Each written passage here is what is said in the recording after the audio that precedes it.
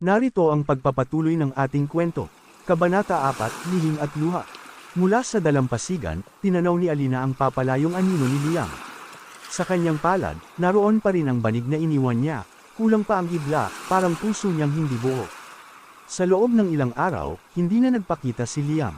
May bulong-bulungan sa baryo, aalis na raw ito patungong Singapore para magpatuloy sa isang prestigious na ospital.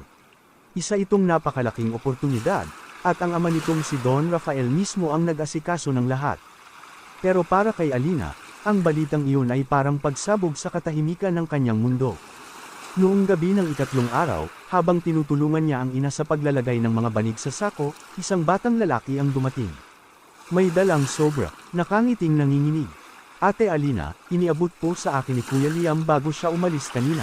Sabi, ikaw lang daw ang dapat makabasa. Agad niyang binuksan ang sobra. Sa loob nito ay may maikling sulat, isinulat sa punit na pahina ng isang kwaderno. Alina, hindi ako nakaalis na payapa, dahil hindi ko nasabi ng diretso kung gaano kakahalaga sa akin. Pinilit kong labanan ang lahat, pero minsan, kailangang sumunod muna para makabawi sa dulo.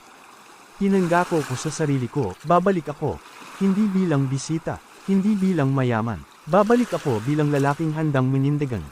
Kung may natitirang tiwala sa puso mo, alalahanin mo to, hindi kita iniwan. Naglakad lang ako sa malayo para makabalik sa iyo ng buong buo. Liam, bumagsak ang luha ni Alina, isa-isa, sa sulok ng liham. Hindi niya alam kung ito ba'y pangakong matutupad o alaala na lang ng isang pag-ibig na hindi niya kayang itapon. Lumipas ang mga buwan, binalikan niya ang pang-araw-araw niyang buhay, tulungan ng ina, tumahi ng banig, makisama sa mga kabaryo. Ngunit tuwing hapon, hindi niya maiwasang tumingin pa rin sa dalampasigan, umaasang sa likod ng alon ay babalik ang binatang minahal niya. At habang dumarating ang hangin ng taglamig, dala-dala ng puso ni Alina ang lihim ng sulat na iyon, lihim na tanging puso lamang ang nakakaramdam ng bigat.